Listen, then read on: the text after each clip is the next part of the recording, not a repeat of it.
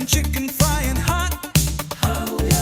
Wood-fired pizza hitting the spot. Flavor so bold you're gonna feel the thrill. Going beyond the grill with Vested Veteran Grill. Okay, welcome back to Beyond the Grill for episode 3. I'm joined again by Chef Alan Lapel and a special guest, his daughter, my goddaughter, Rylan. So Rylan, what is it like having your family own a restaurant like this? It feels good and exciting. Exciting, yeah. It's exciting recently, right? Because we've had a lot of cameras around, news. You got to see some of that. Yeah. Don't like news. You don't like the news? It's boring. This is off. What's your favorite thing here on the menu? What's your favorite thing to eat at the restaurant? Maybe like the noodles that Daddy make with the red sauce. Is that on the menu? Oh, that's on the secret menu. The secret menu. You have to live at the restaurant to get that menu. Not everybody has a purpose behind their food or a mission. So I think when we decided to give 10% of the profits back to veterans fighting PTSD and all that stuff is really when it got rolling. But you were asking what would set us apart. I mean, like why? Why would we open a catering company? And it would, not just to serve food, obviously. I mean, it's to try to help people, which is what we've done since day one. And serve food with love is the other thing. It makes it so that this work that's being put in, which is an extraordinary amount of work to run a restaurant, but that amount of work is for something other than yourself or a paycheck or anything like that. It's a higher purpose. So when I was working 5 or 6 a.m. to 11 p.m.,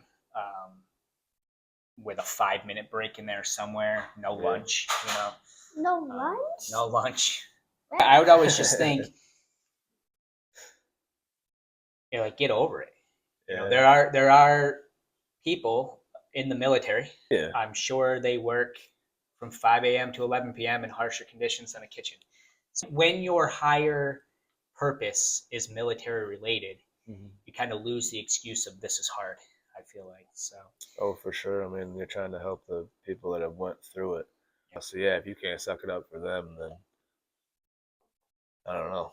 Yeah, I guess that would be my advice to someone that's opening a restaurant is find a higher purpose, not necessarily the veteran thing, where it could be anything that's important to you, but something that's going to keep you going, because it is extremely hard to keep going.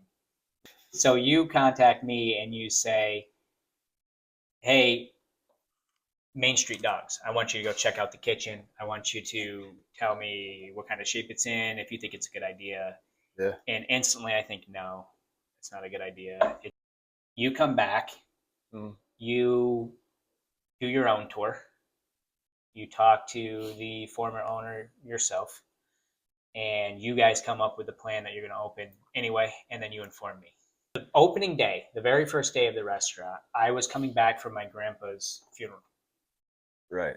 I show up in a tie, dressed up for a funeral, and I expect to come in and just grab some food to be supportive. And when I get there, there's a line out the door. There's chaos in the kitchen. And you say, hop in. You're expediting. You raise your voice at me for the first time in a kitchen, because I don't know where anything is, and it's go time. So right at that moment, I was like, oh, I made a mistake. I should have been on this. It's okay to make mistakes. It is okay to make mistakes. I should have been in on this from the very beginning. So I'm tracking the numbers over the next 3 months, probably 3 to 4 months. And I just want to see how the business numbers look, because opening day looks great. Well, yeah. It's going to look Of course it is, yeah. Of course it looks great. But after, 3 months, is it going to start to Yeah, it's the honeymoon phase. Right. And so 3 months is the time frame I gave myself to really look at the numbers. I had access to the square because we were using the catering square, and I was part owner of the catering company. So I could track the numbers. And at that 3 month mark, the moonbeam comes out. Oh. Yeah. Completely throws off my numbers because we do you at the time, do a benefit hot dog, basically. And right at the point where I need to see if numbers go up or down or what happens, business triples. Oops. Yeah. When are we gonna get to the food? Looks delicious. We will get to the food 20 million hours. in about 20 million hours. So. Yeah, close. You can take a bite if you want to take a bite. You don't have to wait. Take a bite Okay. first. No problem. Yeah, what's that? All right, just take a bite and tell the people what you think. Might be a little out of your league.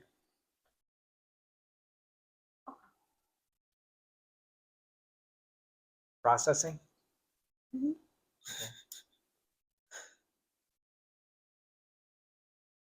You're going to get an honest review, I feel like, right here.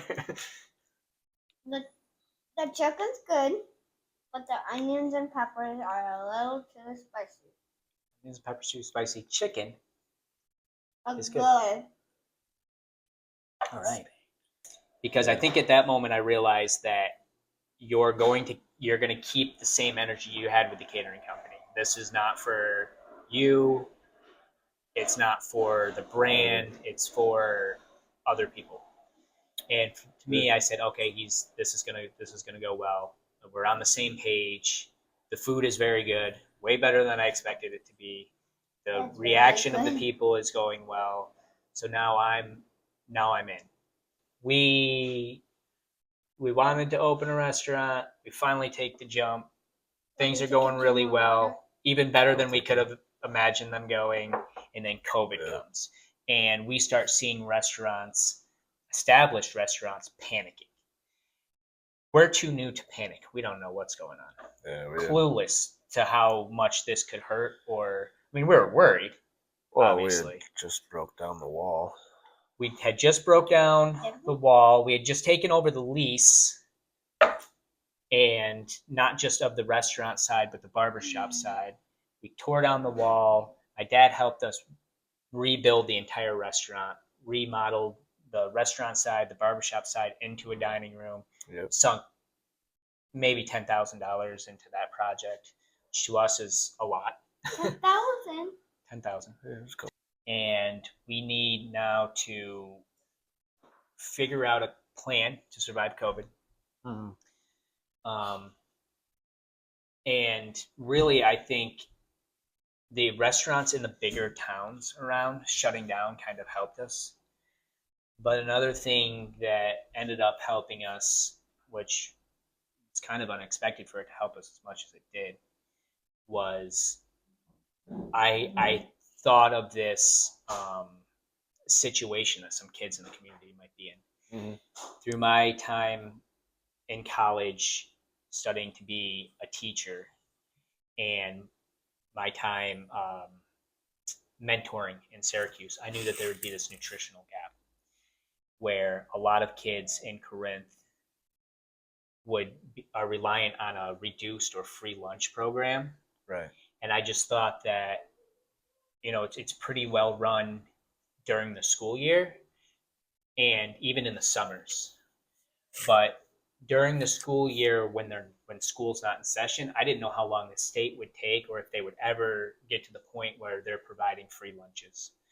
Right. So that's when I go to you with this idea, thinking that, he's either going to say yes or he's going to say no. But those are the two options. Those are the two options. But we have to try. I have to try. Knowing what I know about the nutrition programs in the state, I have to try to convince him that we need to do this. Mm-hmm.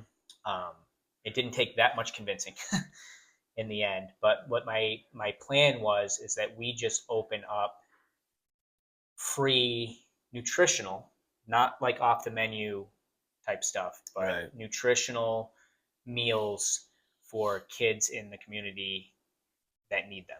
And they could just come in lunchtime and get a free lunch.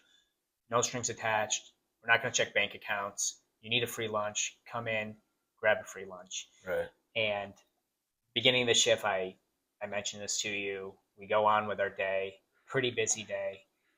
And then you called me over after the shift and you said this nutritional gap thing.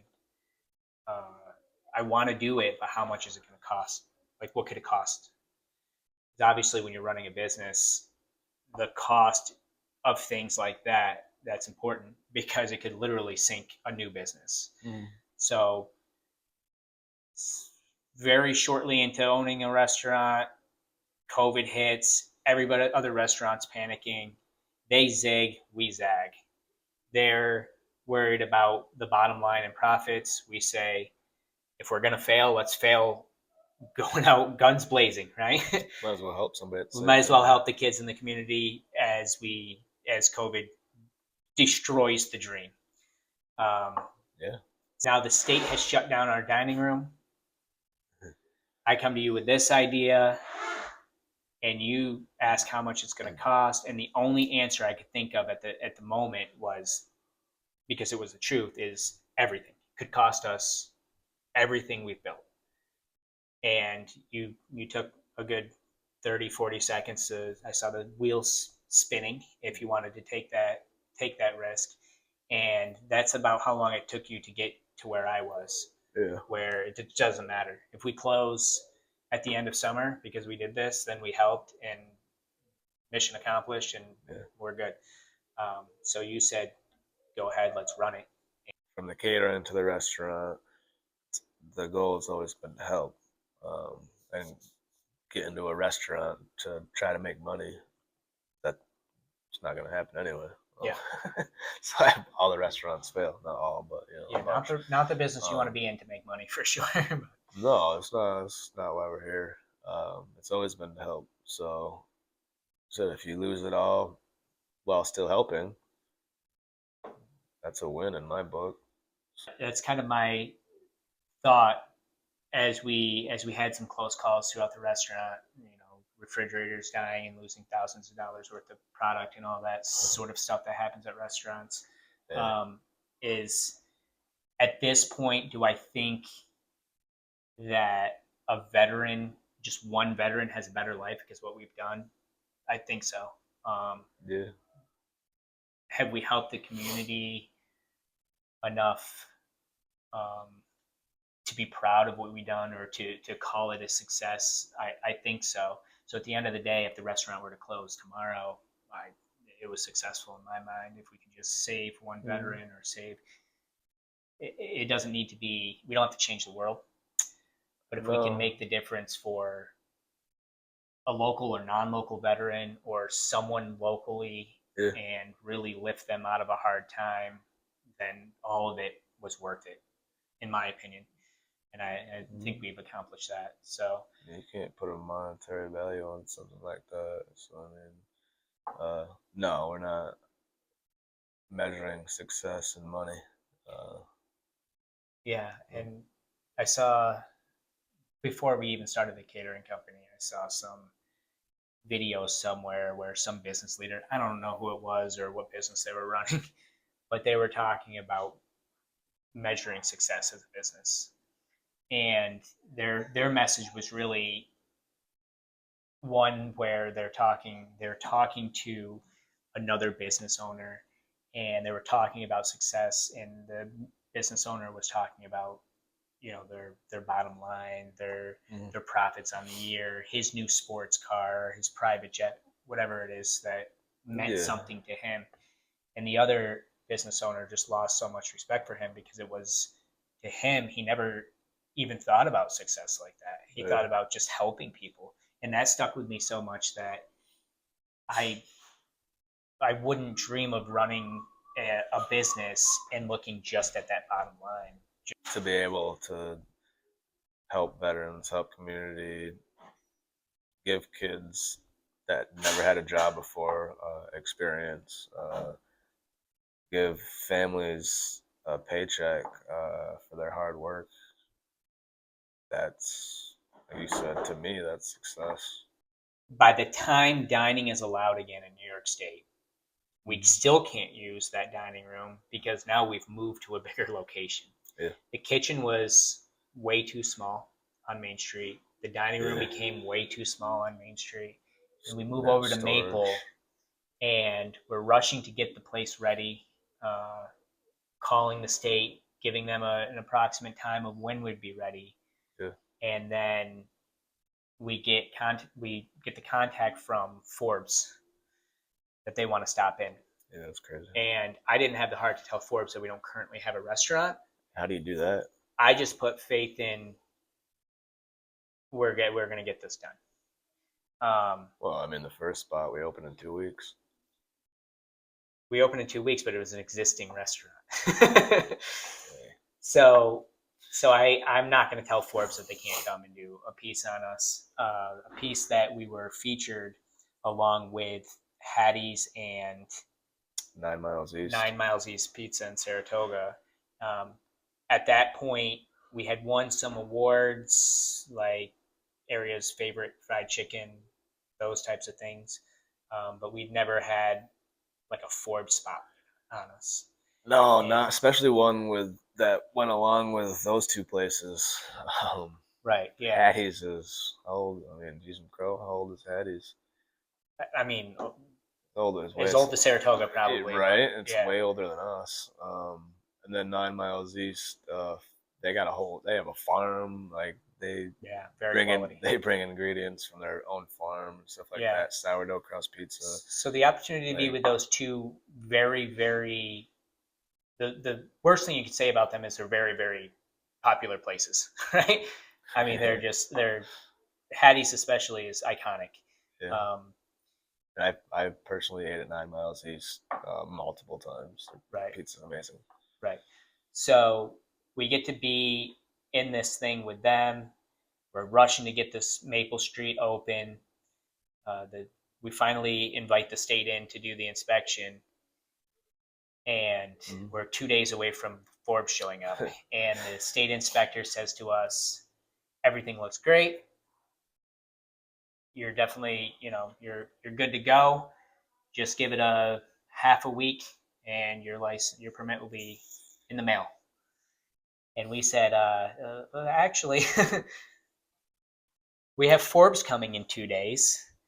Can we expedite this? Is there any way? He said, and the state health department, you'll hear restaurants give them a bad rep. I've never had a problem. Zero. With them. I mean, they are really, really good. Yeah. They're real people that are just doing their job. Yeah, they have to keep people safe, right? Yeah. If you're not in a position, or you're not putting them in a position where they have to worry about that, then they're fine. They're actually friendly. Yeah, I learn something new every time they come through, to be honest with you. Like, every time they come through, there's like something that we could possibly be doing better. Not that we're necessarily doing wrong, but they want to see us do like in a better way, which to me is awesome. So I don't get it either. But. Yeah, and like every time we've dealt with them, they were very nice. And he said, "You got my verbal. You're good. Feed Forbes. Do your opening. Huge. you're all set. We're not going to stand in the way of that." So we do that. Business picks up a little more. Reputation through Maple builds and builds and builds. Yeah. I leave. And it wasn't really, I don't think it was that abrupt, but I think at that point with the supply chains breaking, prices going up, we had a few choices. We could close. We could raise prices to the point where most locals just can't afford it. Right. I mean, that's going to happen in these days anyway. We don't like to see it, but realistically, you have to make a decision there. Yeah. And the other thing was to kind of take my investment in the restaurant and remove it and allow you to try to feed your family off the restaurant because it wasn't going to work for two families. Not at that spot where we Right. were. No, I mean it's tough business here. Yeah. So I leave. I go and start working for someone else again. Yep. I wasn't here for the from Maple we're moving to Hadley thing. Was it Yeah. the Missed all that. building in general, the desire to own your own the building? Was it what was it? So none of the above. Okay. This is where it gets real interesting, and a lot of people are going to be real happy that we did come here, because I almost pulled the plug. Okay. Things were winding down at Maple. We were capped. We were having issues with storage again. We're having issues with parking. Not enough of either. Every time we got a catering event, which our catering has grown each year since we've opened, even more obviously now that people get to try our food. We have a restaurant, they can put food to the name. We have a great reputation. So we had to shut down the restaurant for catering events. So, some people would get mad.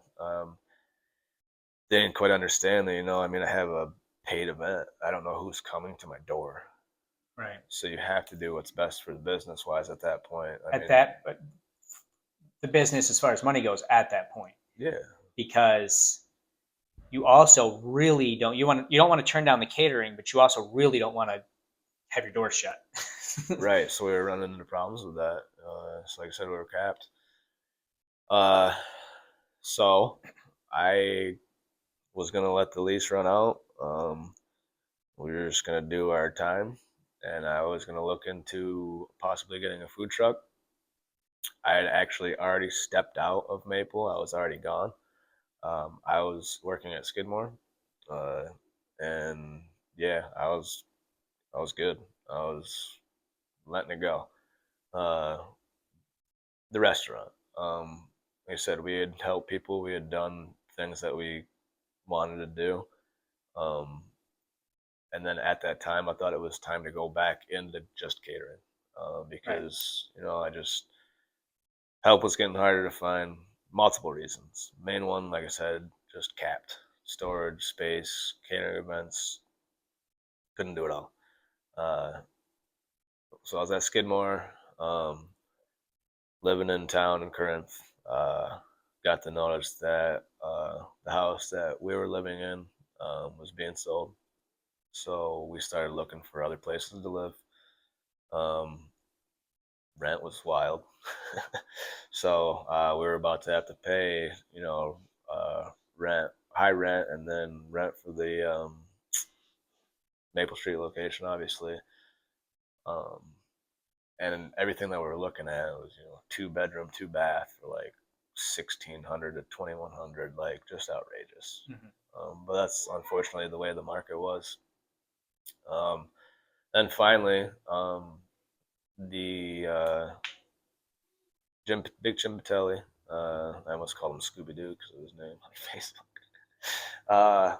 He used to work for us, as you know, and as a lot of everybody knows. He was a mainstay with us for a few years. Huge help. Breakfast cook, just straight up chef. He was also Culinary Institute of America grad, veteran, second father. So he reaches out because he sees this current location being offered up and all that stuff. So I'm like, you know what? I don't think so, man. I think I'm done. Mm-hmm. Like, I think I'm gonna move on. I think I'm out of the brick and mortar game. I think I'm gonna get a trailer, get a truck, spend my time at Skidmore, and just go back to catering. A couple days went by, and I'm thinking, because he messaged me again, he's like, man, when I think about the opportunities, the catering outside, the banquet, the wood-fired pizza, he's like, this is like when you started, this is what you talked about growing into. So it was more of a pipe dream when I came to kick the tires on the building, per se. And then all of a sudden it started looking like it could actually happen. So when it started to look like it actually could happen, is obviously I started to get a little excited. I'm not the one to really. I mean, I'm still not excited because there's work to do. Right. You'll never be excited. Probably not. It's just my mentality. But yeah, it became a real possibility to fix all the problems that we're facing: storage, parking, catering space, the ability to cater and run breakfast, lunch, and dinner at the same time and not close. Uh, yeah, that sealed it right there. And I told all of our employees, my parents, Kendi, my wife, everybody, that I think that we were just surviving and getting by to be able to get to this point so we could finally thrive. Vested Veteran brand is a brand that we built together from the ground, and to see Vested Veteran Catering's restaurant, Vested Veteran Grill, to me, that's always going to be, that's my baby. So I didn't want to see it close, but ultimately I wasn't going to step back in and save it. Yeah. No, so I was like, you do whatever you feel like you need to do. I can't sit here and say don't close, because I'm not willing to step back into the trenches. Well, I felt like I was backed up against the corner, really. Yeah. I mean, I've been backed up against many corners, especially in this industry. I mean, coming from the military, you learn how to deal with it. I thought I was sick of dealing with it, though. But it circles back to the beginning of the conversation with it's bigger than us. That's really what got me out of the corner. Like I said, it wasn't easy, especially with you not being there. Kendi had gone on, started daycare. So I felt like things were crumbling around me. I felt like everybody was leaving. Yeah. And I just felt like I was in a corner by myself. Mm-hmm. But then, thanks. But yeah, I don't give up. I wanted to talk about Operation Kindness. Yeah. Because that's something, to me, the veteran thing is more your thing. Yep. And Operation Kindness is more my thing. Right. So that dates back to when I was a kid. So I don't know if you know this story, if I told you this story. You might have. When I was a kid, we were at the Chinese buffet over near the Olive Garden. I don't think it's open anymore. But my mom, my dad, and I were over there. And like I said, I might have been 13. I don't really remember. Yeah. At that age, I knew that I eventually, at some point, whether it was for a career or after I retired someday, I wanted to own a restaurant. So I'm sitting at a table just in the walkway just across from us to our left. There's a table with another family of 3, husband, wife, and maybe 10-year-old son. The kid, the 10-year-old, was more excited to be at that, at the time, $6 lunch buffet than anybody I've ever seen. And it surprised me. I was confused by it, I think, more than anything. Being someone that had been to restaurants multiple times a year, had gone on vacations, we'd go to Maine or we'd go to Darien Lake, or we'd go to Bills games. Yeah. We had that spending money. So to see this kid's reaction to being at the restaurant really, really, really shocked me. Because what he said to his parents was, thank you so much for bringing me here.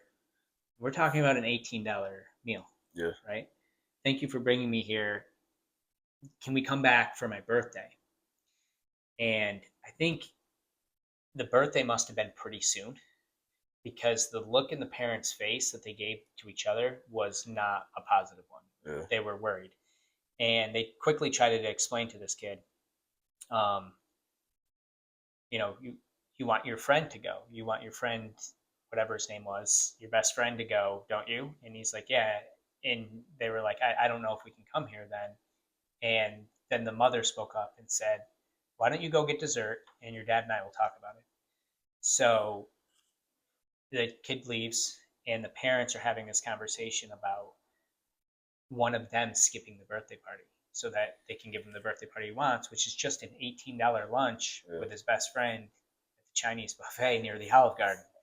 And to me, that stuck with me so much. At that exact moment, at 13 years old, I probably was, I thought to myself, when I open my restaurant, as soon as I can get it into a position where I can feed people that are in that situation, we got to do it. I came back kind of as a second opportunity, not to be in a kitchen, which someday will tell my story of my culinary story, right? And how I actually have some chops in the kitchen, not just the business mind. But now more in a business role, more in the business role and the brand building role, and now the social media world role. A second opportunity for me to say, you know what, we need to do this now.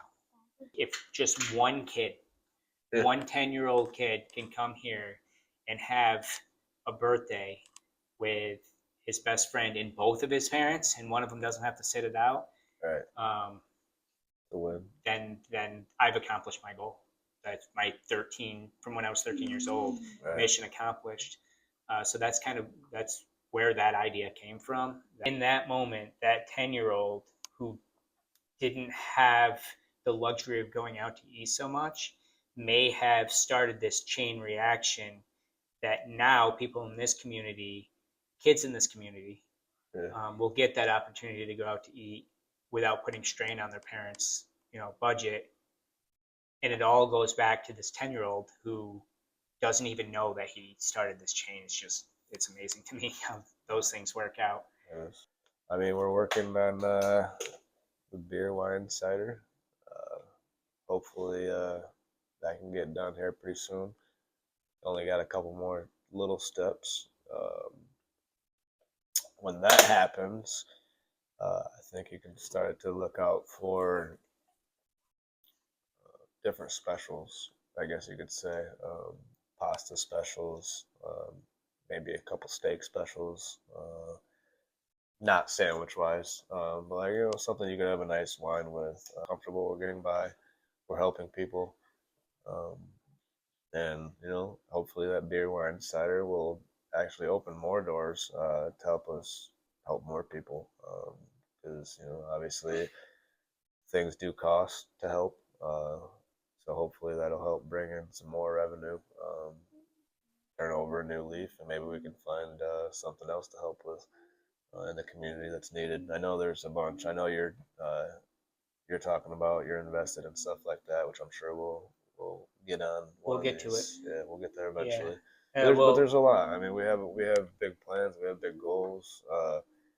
Even when we opened the catering company, you had goals lined up already 5, 10, 15 years. We started year 15 right away, though. Yeah, it was probably was year 10 restaurant or 5? Yeah, I think it was 10. Maybe, I don't know. We skipped a couple steps though. That's fine.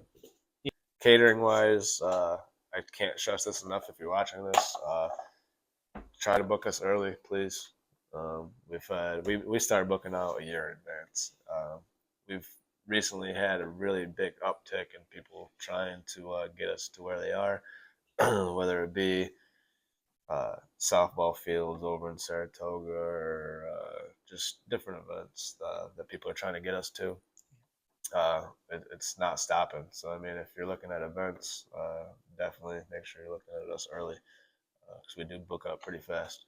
Thanks for joining us, and we'll do episode 4 next time. See you. See you.